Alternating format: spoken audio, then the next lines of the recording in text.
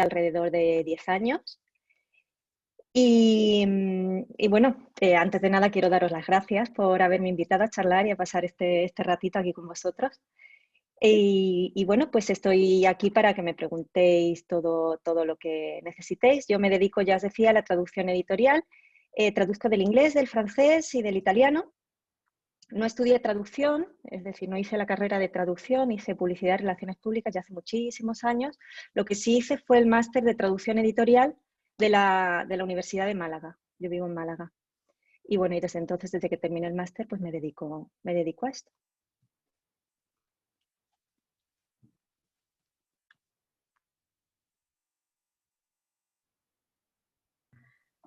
Goedel, si quieres presentarte tú y contarnos también un poco como Teresa.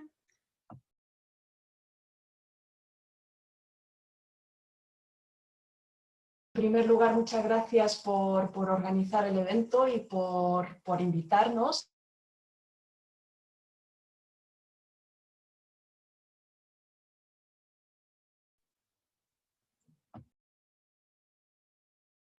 No sé si te hemos perdido, Goedel, o no se escucha ni se ve nada.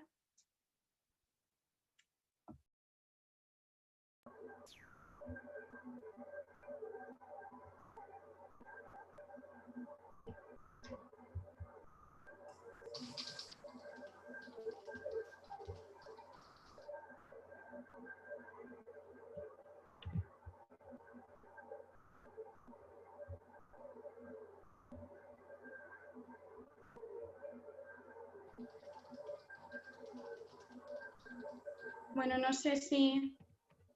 Ah, vale. Vale, justo nos dice que lo va a intentar con otro ordenador. Bueno.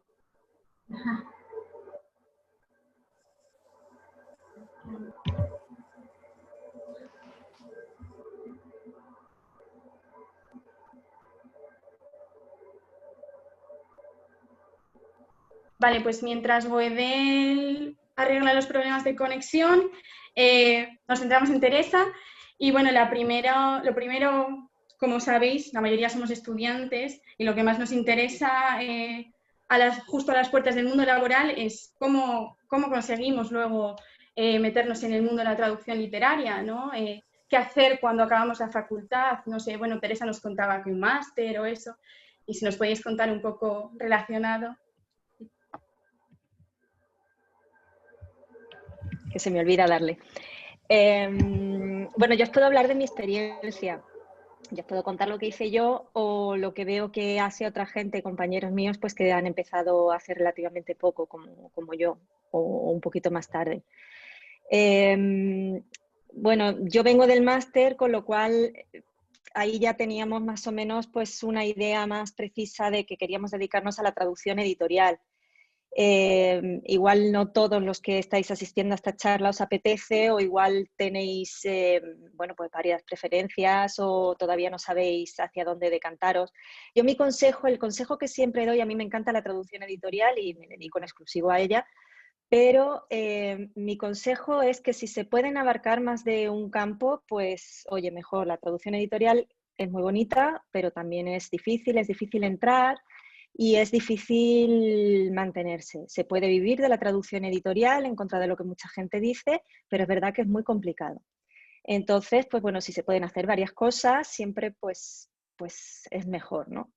Entonces, pues la manera de entrar en la traducción editorial es un poco ir llamando a puertas hasta que algunas se abren. Yo siempre digo eso. Pues es intentando contactar con editores, intentando sobre todo conocer muy bien cómo funciona el mundo editorial, asistiendo a charlas, asistiendo, pues, ¿qué te digo yo?, a presentaciones de libros, hablando con traductores editoriales, estando en relación con gente que está dentro de este mundo ya para ver cómo se mueven y cómo funciona. Yo creo que eso es lo principal antes de nada. Y bueno, para encontrar trabajo en editoriales, bueno, pues muchas veces simplemente se puede mandar el currículum. Lo que sí es verdad es que las editoriales reciben muchos currículum todos los días. Entonces, a veces, pues esos currículum pasan un poco desapercibidos y no llegan bueno, ni siquiera llegan a contestarte a lo mejor. Entonces, bueno, una cosa que se está haciendo últimamente y que igual necesitaríamos mucho más tiempo para hablar de ello, son las propuestas de traducción. No sé si habéis oído hablar ya de ellas. Es verdad que conllevan detrás un trabajo, que es un trabajo no remunerado y un trabajo que en realidad le estás haciendo a la editorial, pero bueno, es ofrecerte como traductor o como traductora para esa editorial presentando una propuesta de traducción, es decir, presentando una posibilidad de un libro que tú has descubierto, un libro escrito en una de tus lenguas de trabajo y que crees que es necesario traducir al castellano, al español, a la lengua que cada uno traduzca. Entonces, bueno, pues esa es una de las maneras, mediante propuestas de traducción, que desde mi punto de vista, bueno, pues está abriéndole puertas a gente que está empezando. Hay mucha gente que está en contra de, a lo mejor, de esta práctica, porque considera que es mucho trabajo lo que conlleva, porque es verdad que tienes que descubrir un libro, enviárselo a la editorial. Esto no supone que tengas que traducir el libro entero. Cuidado, es simplemente, pues a lo mejor que envías una muestra de traducción, envías un resumen del libro, hablas del libro. Bueno, pues puede ser una forma de empezar. Pero ya os digo que lo principal, sobre todo, es conocer muy bien el mundo editorial, conocer qué se está publicando, conocer qué se está traduciendo, las editoriales, conocer un poco cuál es el catálogo de las editoriales, todo esto. Y así también relacionado un poco con tu experiencia, ¿recomiendas la traducción literaria como un campo a los estudiantes? Así, no sé, algún reto que hayas tenido de traducción o con el que más hayas disfrutado. Bueno, esto no se puede recomendar, yo no puedo decir dedicaros a esto, que a mí me encanta, yo me dedico a esto y me volvería a dedicar a esto muchas veces. No deja de ser un trabajo, cuidado, que no es que es una profesión y es un trabajo que se hace a cambio de una remuneración, no por placer, por mucho que te guste, hay que tener siempre en cuenta que es un trabajo. Pero bueno, yo creo que cada uno tiene que hacer lo que le guste y con lo que se sienta cómodo y con lo que se sienta bien. A mí me gusta mucho y lógicamente pues yo le recomiendo a la persona que le guste y que quiera dedicarse a esto, por supuesto que sí, que lo intente con todas sus fuerzas, porque además yo creo que la gente que de verdad lo intenta y es muy pesada porque de verdad le gusta mucho, al final consigue traducir libros. Pero hay que ser muy insistente, muy insistente. Y bueno, pues lo difícil yo creo que es empezar. Decías algún reto, pues lo difícil es verdad que el primer libro o los 2 o 3 primeros libros, hasta que consigues que una editorial cuente contigo ya de una manera más frecuente, pues sí, es complicado. Pero también por eso os decía antes que igual es interesante también no centrarse solo en una cosa, sino estar abierto, pues, que te digo yo, también a la traducción más técnica o más comercial. La traducción audiovisual, por ejemplo, yo no sé nada de traducción audiovisual, pero bueno, hay muchos compañeros que compaginan la literaria con la audiovisual. Bueno, pues creo que está bien también abrirse y no centrarse solo en una cosa, a pesar de que yo me he centrado solo en una cosa, ¿eh? Pero bueno.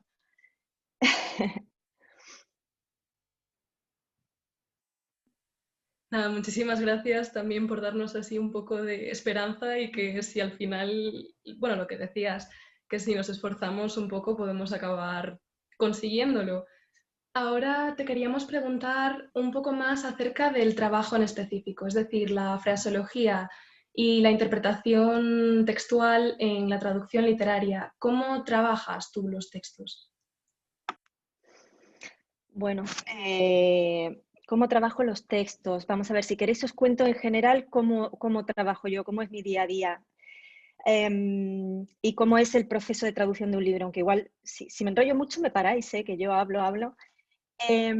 Vamos a ver, normalmente se pone en contacto conmigo el editor, alguno de las editoriales con las que trabajo habitualmente, y me pregunta: Teresa, tenemos este libro, nos gustaría que lo tradujeras, ¿cómo vas de fechas? Yo normalmente tengo el calendario, tened en cuenta que los libros pues son varios meses, son proyectos largos, pues normalmente tengo el calendario con varios meses ya ocupados con trabajo. Entonces yo le digo, pues mira, puedo empezar, ¿qué te digo yo?, en febrero de este año que viene. Si el libro tiene 300 páginas, pues necesito 3 meses. Entonces me dice, bueno, pues sí, porque lo queremos sacar para otoño, nos viene bien. Estupendo. Entonces el editor me manda un contrato con las condiciones que previamente hemos pactado, hemos negociado, ya muchas veces son las mismas condiciones del libro anterior, pero si no, siempre hay que negociar las condiciones, la tarifa que te van a pagar, bueno, todas las cosas que se recogen habitualmente en un contrato de traducción. Firmamos el contrato, el editor me manda el libro. Normalmente yo pido que me lo manden antes para echarle un ojo, para ver, a lo mejor tiene pocas páginas, pero son páginas muy densas o es un texto muy difícil. Entonces, antes de ver tarifa, ver plazos y todo esto, es necesario ver el texto. Pues ya acordamos. Entonces yo cuando empiezo a traducir el libro, cuando ya llega ese mes de febrero y me siento a traducir, yo miro a ver pues el número de páginas y el número de días laborables que yo voy a trabajar. Intento dejarme los fines de semana libres. A veces no puede ser, o entre semana no me cunde todo lo que había pensado y tengo que echar algún fin de semana, pero intento no trabajar los fines de semana. Entonces yo me divido el número de páginas por el número de días y sé que todos los días pues tengo que traducir 10 páginas, las páginas que sean. Yo me siento, tengo mi texto, no trabajo con herramientas de traducción. Normalmente los traductores, al menos los que yo conozco, los traductores editoriales, a no ser que sean unos libros muy concretos, como a lo mejor libros de cocina o libros donde se repiten mucho las frases, el vocabulario, las estructuras, normalmente la literatura, una herramienta de traducción, no se suele utilizar. Yo no las uso nunca y la mayoría de mis compañeros tampoco, aunque hay algunos que sí para determinadas cosas, pero yo no las uso. Entonces, bueno, pues yo tengo mi texto original y mi texto en blanco ahora mismo porque estamos en febrero y entonces pues yo empiezo a traducir. Y bueno, pues yo voy traduciendo poco a poco, voy traduciendo, yo no me leo el libro antes, yo voy traduciendo a medida que voy descubriendo la historia, me gusta hacerlo así. A no ser que, bueno, pues que sea un libro que me haya leído antes por cualquier otra cosa, que lo conozca ya de antes, pero no suele ocurrir. Normalmente son textos que no había leído antes. Entonces yo no me los leo.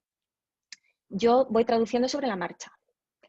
Lo que pasa que luego hago varias revisiones, normalmente 2 o 3, de manera que todas las cosas que he dejado marcadas, todas las cosas que a lo mejor a mitad de la historia me doy cuenta que igual las tenía que haber traducido de otra forma distinta, algún cambio que de repente, pues todo eso lo voy apuntando mientras voy traduciendo y en la revisión, en la primera revisión, pues ya voy unificando.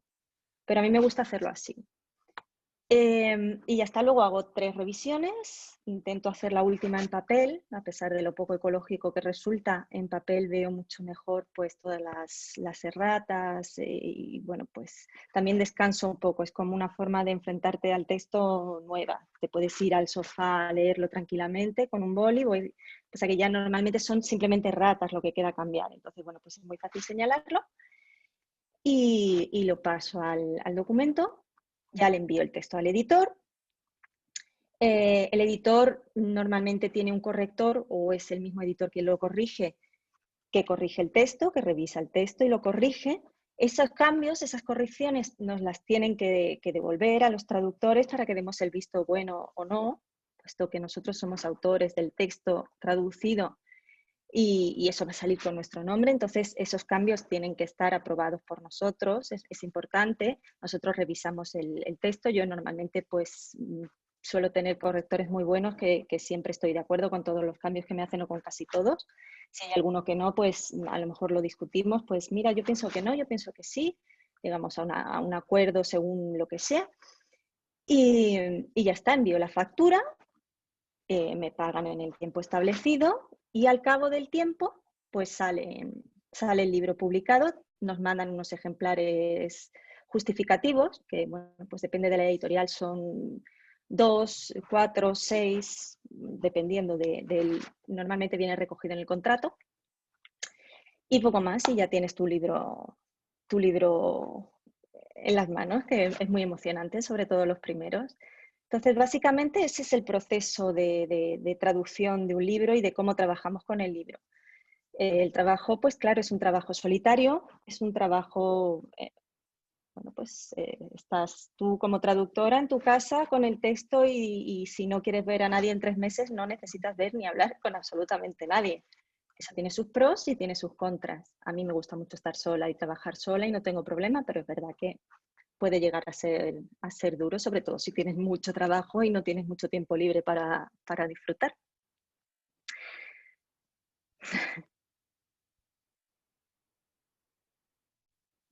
Vale, Goiden, nos alegra de que hayas podido solucionar los problemas. Una pequeña cosa, los que estáis escribiendo por el chat las preguntas, las respondemos luego al final en la ronda de preguntas, ¿vale?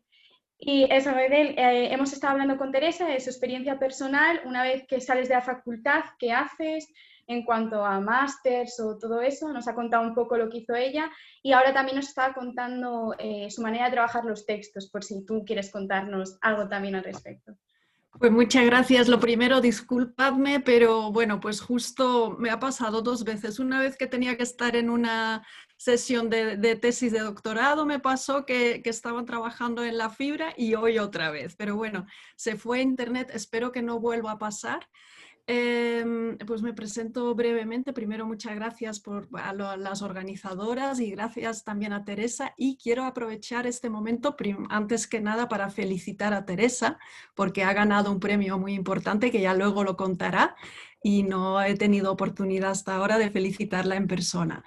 Pues yo soy también traductora literaria, al mismo tiempo soy profesora de traducción y en mi caso todo ha sido un poco casualidad, porque en realidad yo estudié filología románica, pero por las vueltas que da la vida, pues al final acabé también en el mundo de la traducción.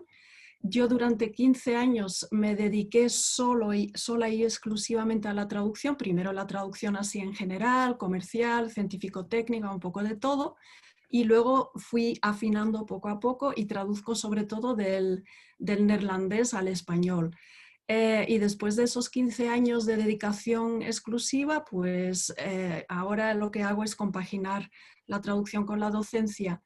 Y por lo que he podido escuchar, pues hay muchos puntos en común con Teresa. O sea, yo tampoco me leo los libros de antemano. También me gusta ir descubriendo la historia, los entresijos de la narración y así, como un lector normal y corriente. Eso sí, a la hora de traducir, pues yo sí que soy más de ese tipo de traductores que empiezan a traducir y ya de entrada yo quiero que esté casi la versión final, o sea, no trabajo mucho con borradores, con lo cual tardo mucho al principio, pero luego no tardo casi nada, bueno, nada, es mucho decir, en la revisión, o sea, es otra forma de trabajar. Me gusta tenerlo todo hecho y bien hecho antes de seguir. En cuanto a formación, como ya os he dicho, yo soy filóloga de formación, pero sí que he hecho muchos cursos así puntuales, muchos talleres de traducción, muchos cursos en línea.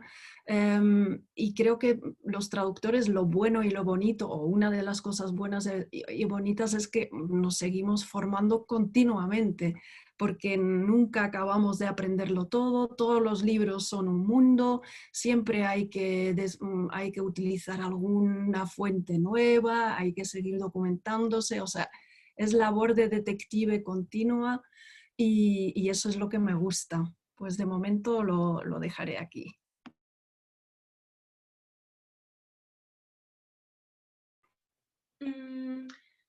Y bueno, queríamos preguntaros si teníais algún consejo en concreto para los que estamos ahora, como nosotras dos, formándonos como traductoras, quizás a lo mejor qué podemos añadir a nuestro currículum que nos pueda favorecer a la hora de querer, bueno, ser traductoras literarias.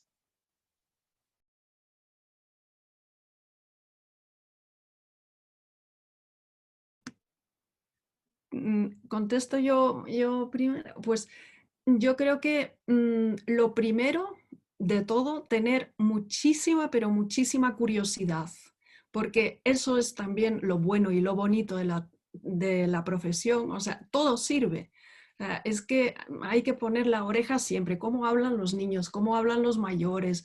En la consulta del médico, pues hay algún folleto, hay que leerlo, porque claro, igual en algún libro puede que aparezca algo sobre medicina. O sea, eso es lo bonito. todos los registros, todo, y eso se hace a diario, continuamente, o sea, no es nada especial, simplemente hay que vivir conscientemente. Y luego también a la hora de, yo creo que es muy importante relacionarse desde ya, si os interesa la traducción literaria, pues ahora mismo la pandemia obviamente trae muchos problemas y es una situación nefasta, pero por otro lado, en cuanto a la profesión, se organizan muchísimos eventos como este mismo y hay que estar pendiente, hay que documentarse, hay que explorar el mundo de las editoriales, hay que ponerse en contacto incluso con traductores más experimentados. No sé si lo ha contado ya Teresa, pero en Hace Traductores hay una sección que se llama la sección también de los presocios, o sea, no hay que haber traducido nada a la fuerza para ya poder asociaros y beneficiaros de todas las ventajas. O sea, hay mentorías, a veces se organizan cursos y por un lado está todo lo que está aquí en España, pero luego está también todo lo que está relacionado con vuestras lenguas de trabajo. Por ejemplo, yo, bueno, pues traduzco sobre todo el neerlandés y allí también en Holanda, en Flandes, se organizan cursos, hay mentorías también, están las casas del traductor. O sea, primero informarse y documentarse, luego relacionarse, mucha curiosidad y muchísima lectura. Y no solo los libros más habituales o más, pero a ver, voy a lanzar la pregunta, no sé cuántos asistentes hay ahora mismo en este evento, pero a ver quién de los asistentes ha leído, yo qué sé, una novela traducida del finlandés o del estonio o del, no sé, hay que ampliar miras y hay que saber mucho de literatura y eso pues, eso es lo que conlleva también la curiosidad. Esas serían mis, bueno, mis sugerencias.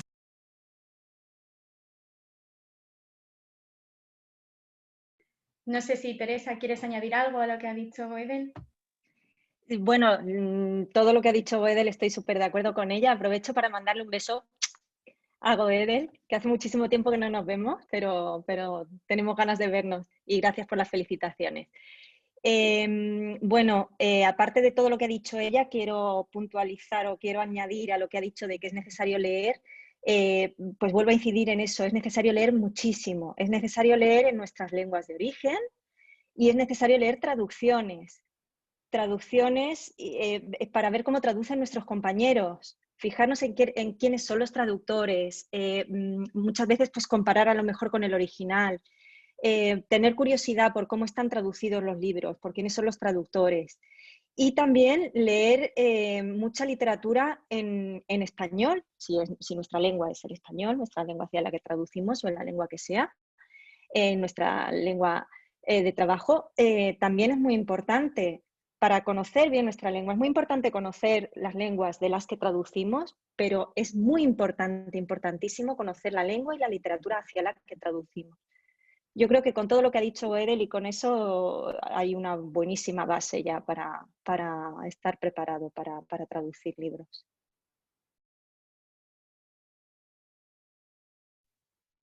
Vale, a raíz de lo que ha dicho Goedel, si nos podéis contar, porque por lo que hemos visto un poco, sois las dos socias de Hace Traductores, si nos podéis contar un poco cómo funciona y todo eso. Pues yo creo que ahí Teresa tiene más que decir que yo, porque sigue en bueno, en la junta directiva o colaborando con. Sí, bueno, yo ya no estoy en la Junta, pero sí sigo colaborando a través de la Red Vértice y bueno, estuve unos cuantos años en la Junta Rectora de ACE. Bueno, pues yo creo que es súper importante asociarse, igual que vosotros estáis asociados ahora como estudiantes de traducción, cuando terminan los estudios y uno empieza ya a trabajar, yo creo que es muy importante seguir asociado dependiendo de la rama de la traducción hacia la que uno se dirija, pues hay muchas asociaciones distintas. Tanto Goedel como yo pertenecemos a Hace Traductores, bueno, pues porque es la Asociación Nacional de Traducción de Libros, de traducción editorial, pero bueno, hay otras asociaciones, está SETRAD para una traducción más técnica de todo tipo de traductores, engloba, hay asociaciones pues regionales como APTIC en Cataluña, como la Xarxa, en fin, hay un montón de asociaciones y está bien informarse y ver a qué asociación nos interesa pertenecer. Yo os puedo hablar de AC Traductores. AC Traductores, pues ya os digo que es de traductores de libros, una asociación de traductores de libros que lleva trabajando muchos años, bueno, pues para que los derechos y las condiciones de trabajo de los traductores pues sean justos y bueno, pues que vayamos un poco mejorando en todo ese campo. Entonces, normalmente para ser socio de AC Traductores es necesario haber traducido 2 libros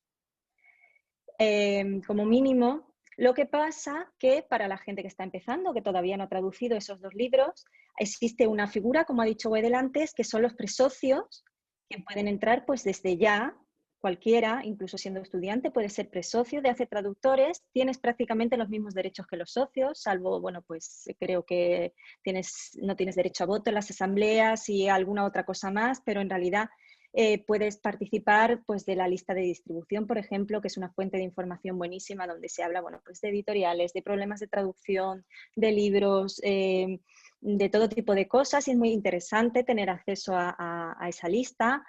Bueno, pues estás en contacto con otros compañeros, puedes ir se organizan congresos, actividades en distintas ciudades. Yo creo que es muy interesante. Yo me hice presocia de AC Traductores mientras estudiaba el máster. Todavía no había traducido nada y a mí me ayudó mucho y me sirvió mucho, bueno, pues para ir conociendo ese mundo que os decía antes, ¿no? Que para ir teniendo información sobre todo lo que hay en el mundo de la traducción editorial.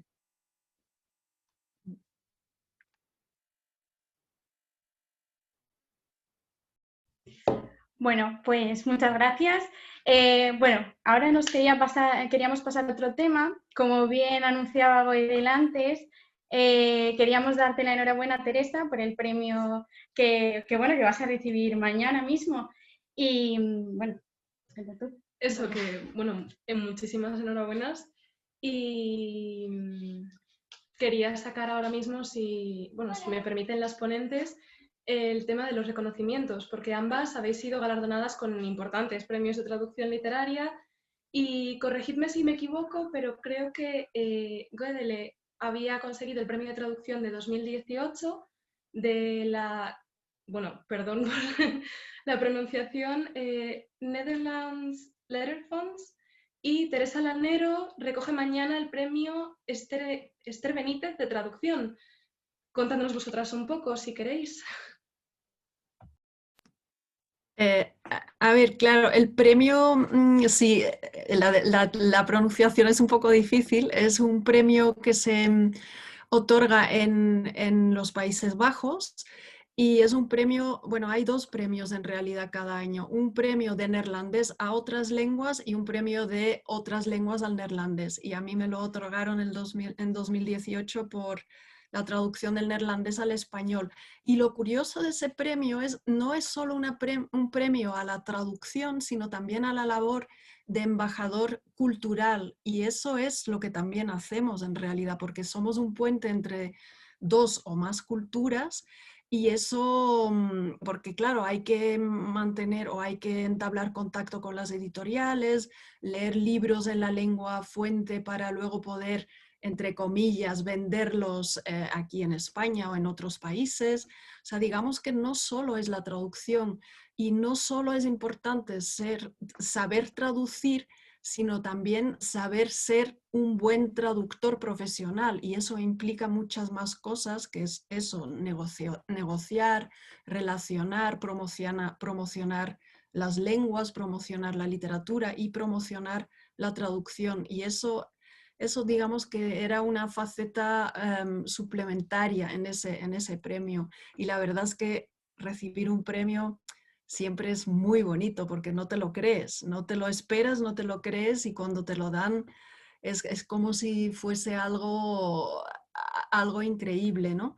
Y se agradece mucho. Imagino que Teresa también, bueno, pues estará de acuerdo con...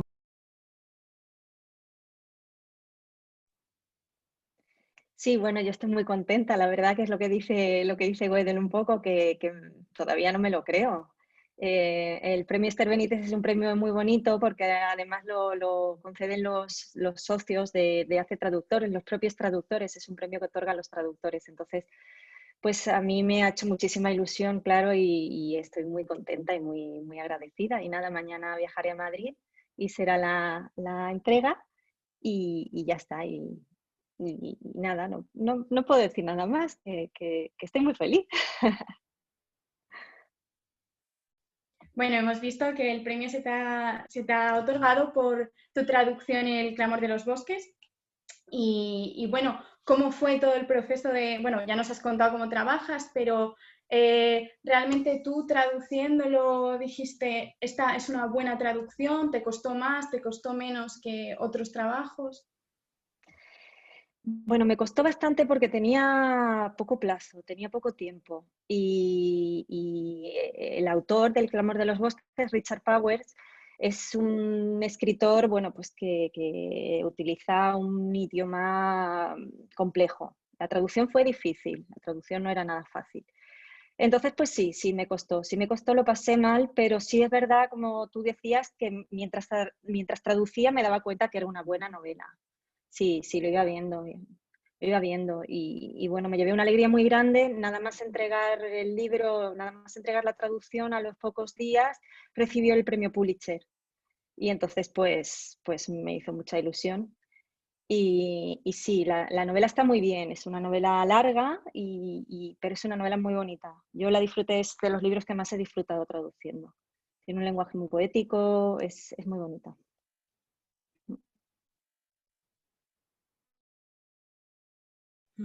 Bueno, muchísimas gracias de verdad por todo lo que nos habéis contado, ha sido realmente interesante. Bueno, no queremos alargarnos mucho porque eso, en la recta final del cuatrimestre fijo que todo el mundo está hasta arriba de cosas y a ti, Teresa, tampoco te queremos quitar mucho tiempo que te tienes que preparar para mañana. Así que si os parece bien, iniciamos la ronda de preguntas. Creo que a lo largo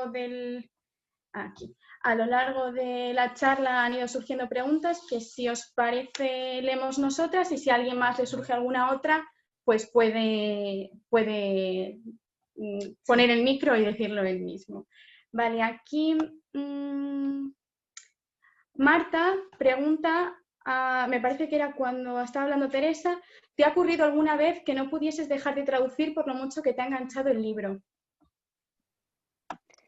Sí, alguna vez me ha pasado, bueno, tampoco tanto de no poder parar, pero sí de tener muchas ganas al día siguiente de empezar, de decir, bueno, a ver qué pasa hoy. Eso sí, eso sí. ¿Y a ti, Godele? No sé si te ha pasado alguna vez.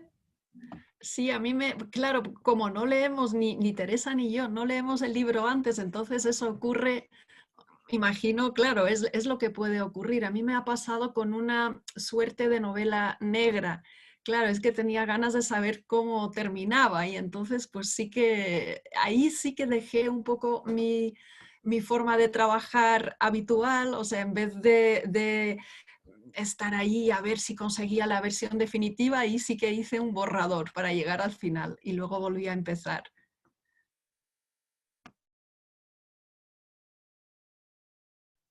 Muchas gracias.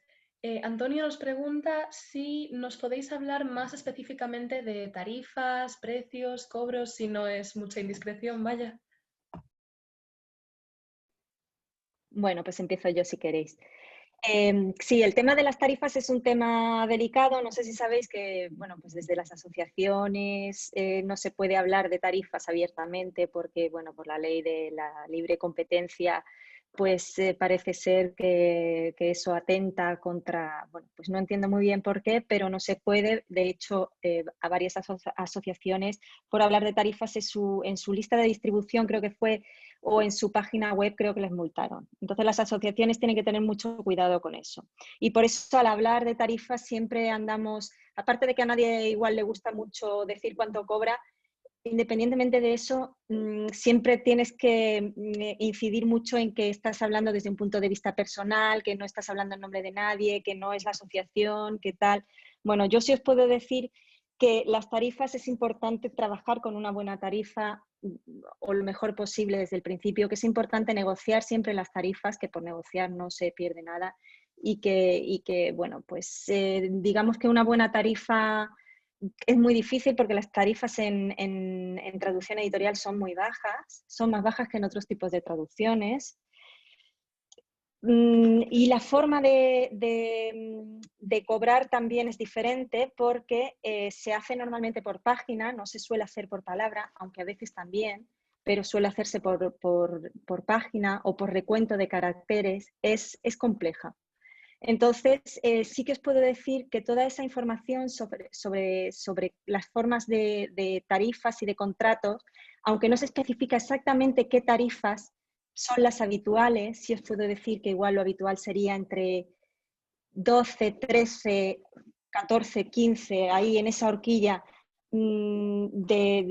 por euros, estamos hablando, por recuento de Word de 2100 caracteres con espacio. Como es complejo y ahora mismo no es igual el momento de hablar de todo esto porque es un tema complejo, en la página de ACE Traductores y en el libro blanco de la traducción podéis encontrar toda esta información. Hay varios artículos muy buenos escritos sobre este tema que igual aclaran mucho mejor el tema de las tarifas. Vale, muchísimas gracias. No sé si nuestra otra ponente quiere añadir algo más. Quizá, sí, estoy totalmente de acuerdo con Teresa y quizá también interesa estar al tanto de posibles subvenciones y así. Eso sobre todo se aplica a las lenguas más exóticas o minoritarias y así más pequeñas. Por ejemplo, yo hablo de mi caso, como el neerlandés no es una lengua así muy importante, hay muchas subvenciones, entonces las editoriales españolas pueden optar a esas subvenciones para financiar ya sea todo el proceso de producción del libro o incluso la traducción. Y eso implica en muchos casos también un aumento de la tarifa. O sea que también hay que informarse sobre esas posibilidades, que también las hay para francés, por ejemplo, el gobierno de Quebec, bueno, casi para todas las lenguas, imagino. Muchas gracias. Manuel nos pregunta, cuando hacéis una propuesta editorial, ¿cómo averiguáis si ya hay una traducción en marcha de ese libro para no trabajar en balde? ¿Os ponéis en contacto con la editorial del original? Sí, normalmente tienes que preguntar si está libre los derechos para la traducción en tu lengua. Y normalmente la forma más rápida de averiguarlo es ponerte en contacto con la editorial del libro original. Y ya de la editorial te orientan. Muchas veces ellos son los que gestionan esos derechos o te dicen qué persona los gestiona. Pero claro, eso es fundamental. Es fundamental porque si los derechos ya los han vendido, ese libro lo va a traducir alguien para una editorial que no sabes y bueno, pues es un poco absurdo que pierdas el tiempo haciendo una propuesta de un libro que la editorial a la que lo vas a proponer no va a poder publicar.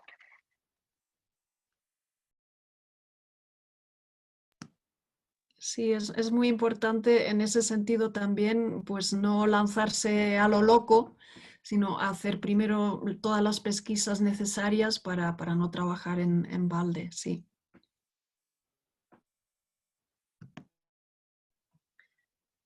Rosario nos pregunta, bueno, nos cuenta que ella sí que estudió traducción literaria y que ha empezado a mandar varias propuestas a distintas editoriales comprobando su catálogo y demás, pero que no ha obtenido respuesta. Quería pediros un poco de consejo entre cuánto tiempo dejaríais entre el día que la mandáis y mandarles un aviso de que probaréis en otras editoriales.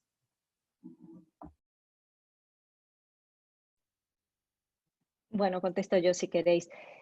Es muy personal, yo creo que lo que cada uno considere oportuno. Si es verdad que, bueno, si no te contestan y tienes una propuesta preparada, tampoco vas a estar esperando indefinidamente. Entonces, igual, pues, un plazo de a lo mejor una semana o 10 días. Yo creo que hay que insistir. Más que nada, hay que tener en cuenta que los editores suelen estar muy ocupados, suelen recibir muchísimos correos, muchísimas propuestas y muchas veces nos lo tomamos como algo personal, que no nos contestan por algo y no nos contestan porque no tienen tiempo o porque no lo han visto o porque por lo que sea, cosas que no tienen nada que ver con nosotros. Entonces muchas veces lo que hay es que insistir. Si insistes y siguen sin contestarte, pues sí, lo envías a otra editorial y ya está. Pero bueno, tampoco puedes dejar pasar un tiempo así larguísimo porque, lógicamente, tú tienes que mover tu propuesta. Claro, no sé si quieres añadir algo más, Rodri. No, yo también estoy de acuerdo que hay que insistir y sobre todo eso, o sea, el hecho de mandar una propuesta editorial creo que es una muy buena iniciativa porque desde luego no van a ir a buscarnos a casa, o sea, eso está claro, hay que moverse y por eso también, de eso no hemos hablado porque ahora en época de pandemia, pues claro, ACE Traductores no ha organizado sus eventos habituales, pero por ejemplo, uno de los eventos se llama Polisemo y es un encuentro entre editores, profesores, estudiantes de traducción, traductores profesionales y, por ejemplo, es una oportunidad muy buena para entrar en contacto con todo el gremio. Y eso también es importante, o sea, para que la gente también le ponga cara, ¿no? Al traductor, o sea, por un lado está muy bien lo de las propuestas y así, pero también ir, por ejemplo, voy a contar otra experiencia. Yo traduzco también literatura infantil y juvenil. Y no sé si sabéis, pero hay una feria muy grande anualmente en Bolonia. Y ahí organizan pues toda una serie de eventos y una de las líneas son eventos para traductores y editores y así. Y por ejemplo, ir ahí un solo año me sirvió para conocer a mucha gente y todavía estoy cosechando, digamos, los frutos de aquella vez, que hace años ya. O sea que realmente hay que estar un poco en todo para abrir camino. Genial. Nuria, uy, a ver, que se me va el chat. Nuria pregunta que si es normal que en un contrato te pongan una cláusula que ponga que si al editorial no le convence tu traducción o el estilo y lo tiene que pasar a un tercero, este coste corre a cargo del traductor que lo ha leído en contratos editoriales. Teresa, si puedes empezar tú por seguir el orden ya. Vale, si queréis empiezo yo y ya está. Pues yo creo que normal no es y es más, yo dudo que sea legal, pero no lo sé. En cualquier caso, ese tipo de cosas son el tipo de cosas que los socios de ACE Traductores solemos preguntar al gabinete jurídico que tiene la asociación. No lo sé, yo ahora mismo no sabría pillarme los dedos, desde luego habitual no es. Pero no os puedo decir mucho más porque ahí me pilláis un poco fuera de juego. Yo creo que sí que ahora creo recordar que en efecto, o sea, en algunos de mis contratos figura, sin duda, pero es verdad que en todos los años que llevo traduciendo no me ha pasado nunca y la verdad es que por lo general la relación con las editoriales bueno, siempre es excelente, pero suele ser buena y siempre se puede hablar y si por alguna razón, bueno, pues hay algún problema, pues se habla y lo mismo con los plazos. O sea, obviamente en los contratos de traducción figura un plazo de entrega, pero si por cualquier razón no podemos llegar, pues con tal de avisar antes y hablarlo, normalmente pues se llega a un acuerdo e imagino que la traducción tiene que ser realmente muy mala para que pase algo así. Y yo tampoco no me suena ningún caso, por ejemplo. Muchas gracias. Ekaterina pregunta a las dos ponentes sobre cómo ampliáis vuestro vocabulario o qué fuentes utilizáis, si por ejemplo hay alguna frase hecha o alguna expresión que no sois capaces de traducir o no encontráis un símil en la lengua de destino. ¿Qué recomendaciones nos podríais dar para la parte creativa del proceso de traducción? Perdón.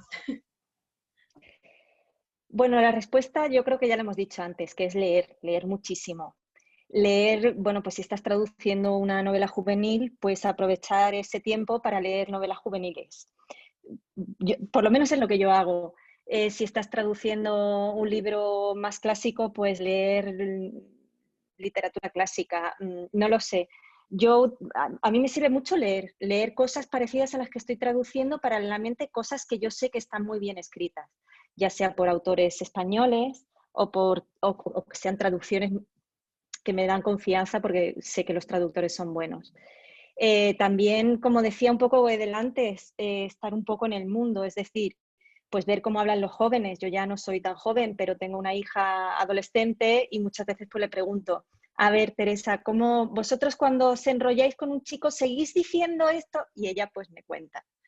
Eso ya no se dice, mamá. Cosas así. Entonces, pues un poco acudir a lo que tienes alrededor.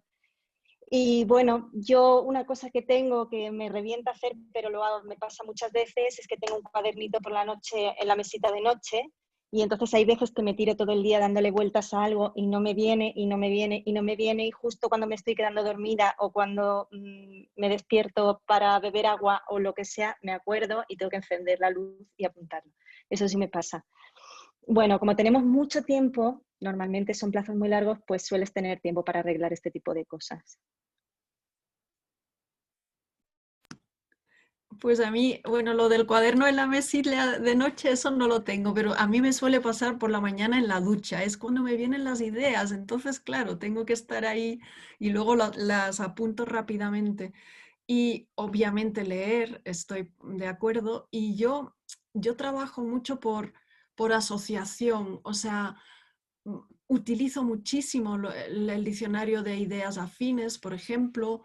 Luego, a veces llego a la solución a través de otras lenguas, o sea, busco en diccionarios y digo, y esto y lo otro, y, o sea, estoy todo el rato buscando en realidad.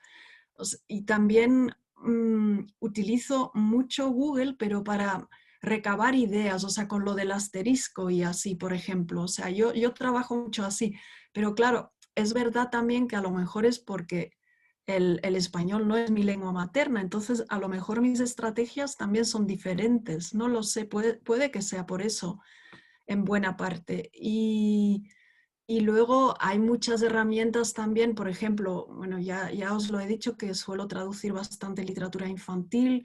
En literatura infantil hay mucha rima, hay muchos juegos de palabras y así. Y hay herramientas, también los diccionarios de sinónimos, o sea, tiras de un hilo y van saliendo 10 más, o sea, y así al final siempre llega la solución. Y eso también, a mí esa parte me gusta mucho, la de buscar.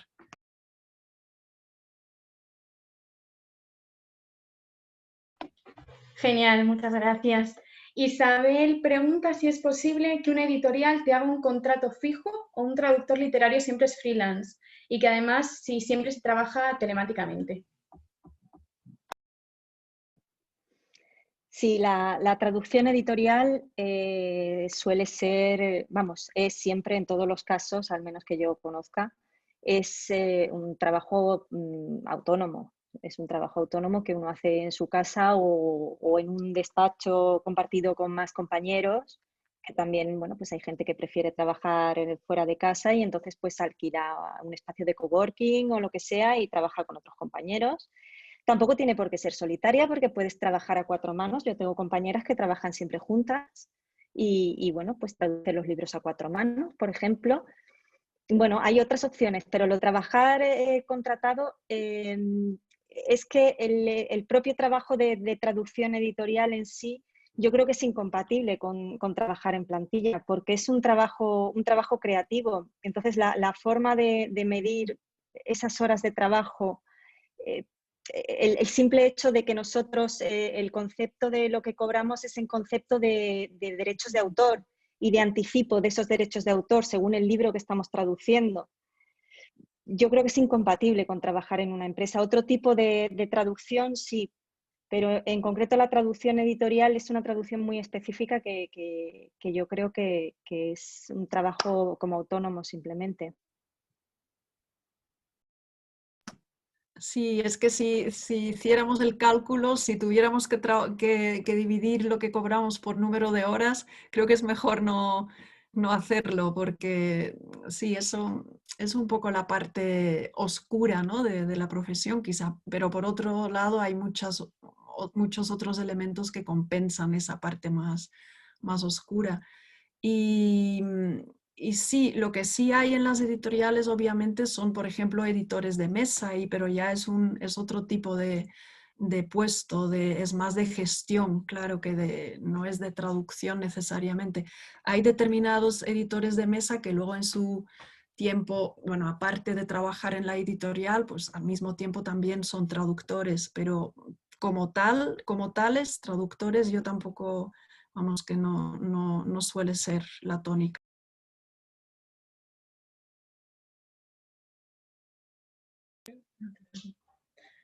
Pilar nos pregunta si sabéis cómo está ahora mismo el mercado de la traducción literaria de lenguas minoritarias, como puede ser el catalán. Yo lo siento, pero la verdad es que no lo sé. Tengo muchos compañeros y amigos que traducen al catalán y del catalán, pero no sabría decir porque no es una lengua mía de trabajo, entonces no puedo opinar. Sé que se dan muchas ayudas a lenguas minoritarias, a la traducción de lenguas minoritarias, eso sí lo sé, pero tampoco puedo decir en qué medida ni nada más que esto. No sé si Goeden sabrá algo más. Tampoco sé mucho, pero lo que sí sé, por ejemplo, la combinación catalán-neerlandés, esa combinación sí que es, pues ahí hacen falta traductores, por ejemplo. Pero imagino que catalán-español, por ejemplo, ahí habrá también bastante oferta en cuanto a traductores, ¿no? O sea, depende de las dos lenguas, creo, o sea, la combinación exacta. Y ahí obviamente sigue habiendo nichos. Bueno, justo antes del 13 de marzo, cuando empezó todo, yo estuve en Bulgaria y en una reunión con editores y así, y estaban desesperados porque no tenían traductores de búlgaro a español, por ejemplo. Claro, pero eso ya es difícil, o sea, ¿dónde se aprende búlgaro? En España, pues ya casi tiene que ser, ese es otro problema, ¿no? La falta de oferta en cuanto a enseñanza de lenguas minoritarias, por ejemplo. O sea que eso ya hay que estudiarlo casi por tu cuenta.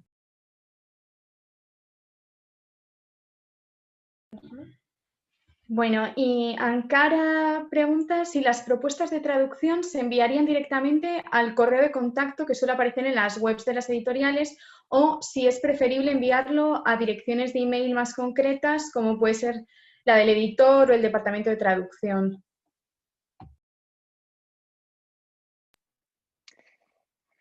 Pues no lo sé. Yo creo que depende de la editorial y depende de cada caso. Puedes probar y si ves que no te contestan en una, pues intentar enviarlo a otra, seguramente. Yo normalmente si tengo el correo de alguien personalmente, de un editor personalmente, por lo que sea, pues se lo mando al editor, pero si no, pues lo mando a la dirección de correo genérica. Es que depende cada caso. Sí, a mí me pasa un poco lo mismo. Y una vez más, en mi caso también, claro, como hay varias instituciones oficiales en los Países Bajos y así, que digamos que hacen de intermediario entre, por un lado, los traductores y los editores de allí y los de aquí, pues claro, ellos tienen todos esos contactos. Por eso es importante también, bueno, pues lo de siempre, las redes, lo que dicen el networking, por ejemplo, ¿no? Eso es fundamental también a la hora de... Y creo que siempre es mejor localizar a alguien en concreto porque se tomará la molestia o por lo menos hará un esfuerzo por contestar. Cuando es un mail general, creo que es más fácil que a lo mejor determinados correos se pierdan.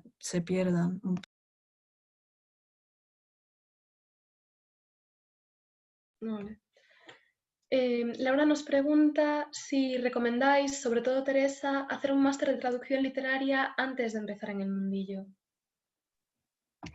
Bueno, en mi caso, como yo no estudié la carrera, claro, yo la formación que tengo, las lenguas las estudié por otro lado, en la escuela de idiomas y tal, y la formación que tengo es a través de esa. Entonces, en mi caso, claro, en mi caso ha sido fundamental. Los que estudiáis traducción, bueno, pues mis compañeros que habían estudiado traducción, que hicimos el máster juntos, pues había muchísimas cosas que ellos ya sabían. Hombre, yo creo que sí es una buena forma, pero tampoco, yo hablo en mi caso, pero mi caso igual es un poco particular. Pero creo que sí, hay másteres muy buenos ahora mismo en España, o sea que igual sí, no lo sé.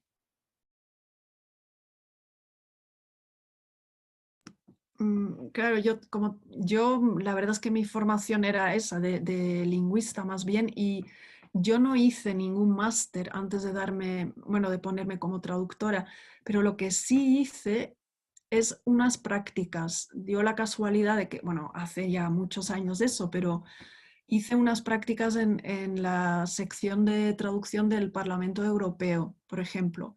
Y aunque parezca que no, pues por lo menos ahí yo sí que aprendí a traducir, o sea, simplemente el día a día, también con un tutor asignado y así.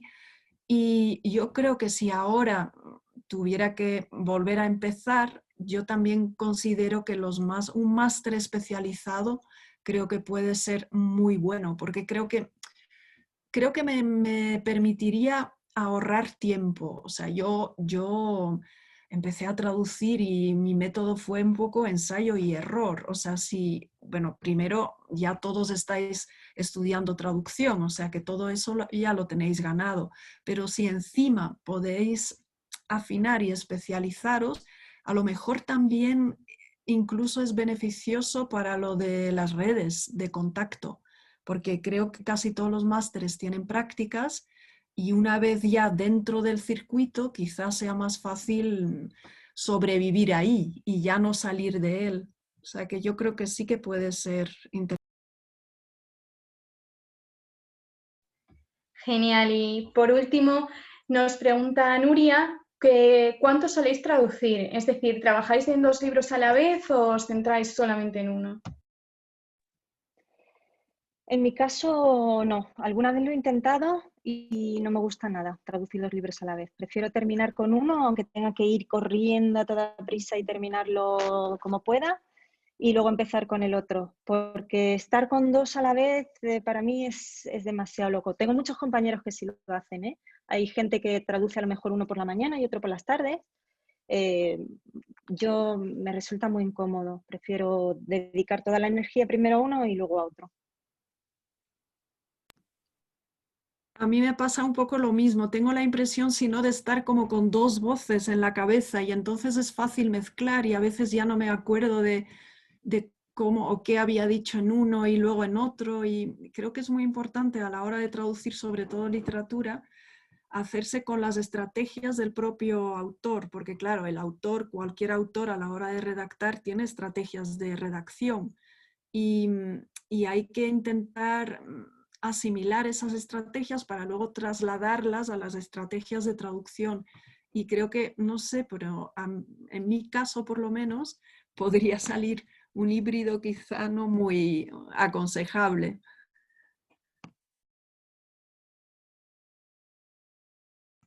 Bueno, muchísimas gracias a las dos. Podríamos tirarnos horas hablando de la traducción literaria, pero tampoco vamos a abrumar a nadie.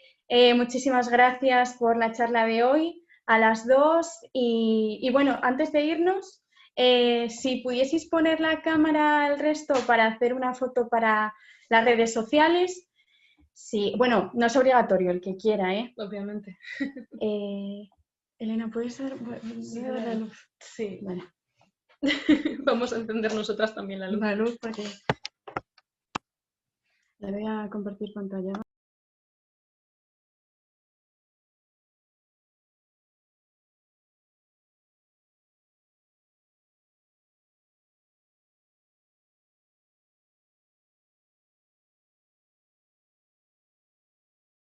Eso es. Bueno, le doy ya, ¿vale? Ay, aquí. Pues muchas gracias a todos. Teresa, muchísima suerte mañana y estamos encantados de poder haber compartido esta tarde con vosotras. Muchas gracias a vosotras. Gracias a vosotras, sí. Gracias a todos. Adiós. Hasta luego. Muchas gracias. Chao. Chao. Chao.